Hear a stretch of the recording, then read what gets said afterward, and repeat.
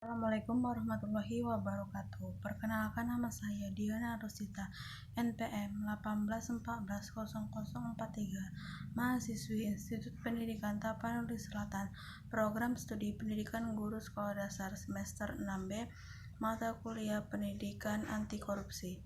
Baiklah, di sini saya akan menjelaskan jenis, perilaku, dan ciri-ciri korupsi. Terdapat 7 jenis korupsi yang paling umum dilakukan.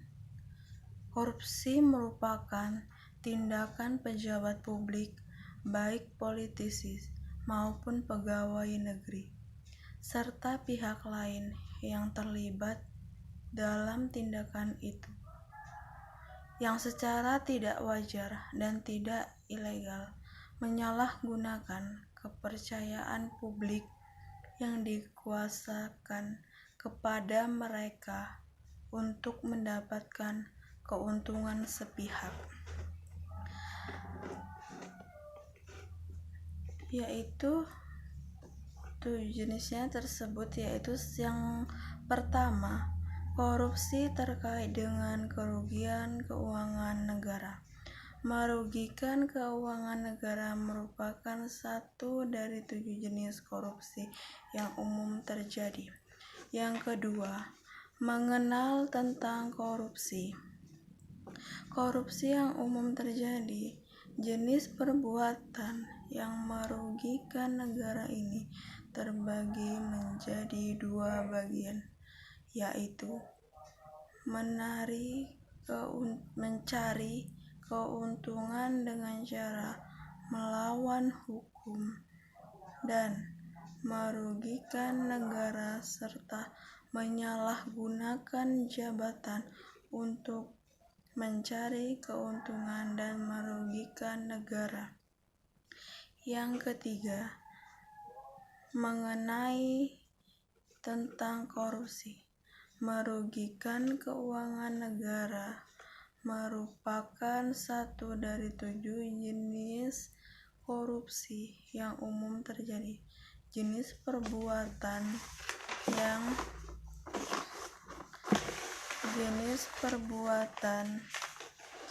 yang merugikan negara ini terbagi menjadi 2 bagian, yaitu mencari keuntungan, 2 bagian yaitu melawan hukum dan merugikan negara, serta menyalahgunakan jabatan untuk mencari keuntungan dan merugikan negara.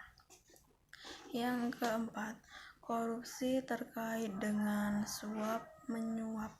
Suap-menyuap merupakan satu dari 7 jenis korupsi lainnya. Suap-menyuap merupakan tindakan pemberian uang atau menerima uang atau hadiah yang dilakukan oleh pejabat pemerintah untuk suap-menyuap, satu dari 7 jenis korupsi lainnya. Suap-menyuap merupakan tindakan pemberian uang atau hadiah yang dilakukan oleh pejabat pemerintahan untuk melakukan atau tidak melakukan sesuatu yang bertentangan dengan kewajiban sebagai perbedaan hukum formil dan materi. Yang kelima, korupsi terkait dengan penggelapan dalam jabatan. Penggelapan dalam jabatan termasuk ke dalam kategori yang sering dimaksud sebagai penyalahgunaan jabatan, yakni tindakan seorang pejabat pemerintah dengan kekuasaan yang dimilikinya. Yang keenam, korupsi terkait dengan perbuatan pemerasan. Pemerasan merupakan tindakan yang dilakukan oleh pegawai negeri atau penyelenggara negara untuk menguntungkan diri sendiri atau orang lain secara melawan hukum atau dengan menyalahgunakan kekuasaannya dengan memaksa seseorang memberikan sesuatu, membayar atau menerima. Yang ketujuh, korupsi terkait dengan perbuatan curang.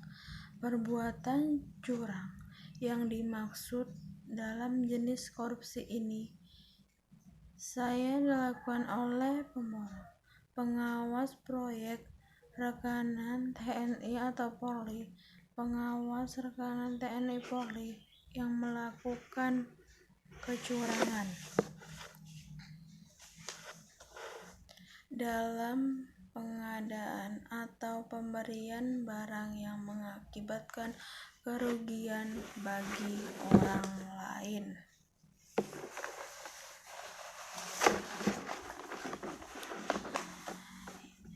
Yaitu pengertian korupsi. Korupsi berasal dari bahasa Latin corporation atau dari kata kerja conference yang bermakna busuk, rusak, menggoyahkan, memutarbalikkan, menyogok. Secara harfiah, korupsi diartikan sebagai perilaku pejabat publik, baik politikus, politisi, maupun pegawai negeri, yang secara tidak wajar dan tidak legal memperkaya diri atau memperkaya mereka yang dekat dengannya dengan menyalahgunakan publik yang dipercayakan kepada mereka. Bentuk jenis korupsi, ciri-ciri, sebab-sebab, dampak, serta langkah-langkah pemberantasan korupsi.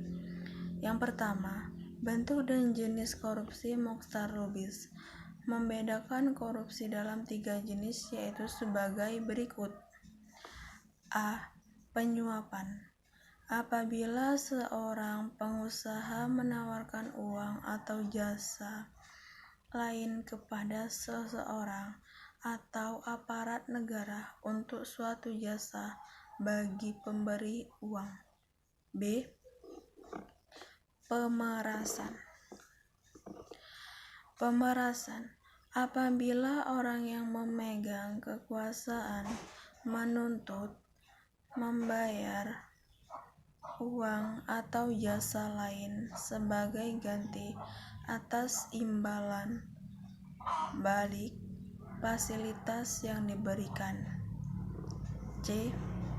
Pencurian apabila orang yang berkuasa menyalahgunakan kekuasaan dan pencuri harta rakyat langsung atau tidak langsung.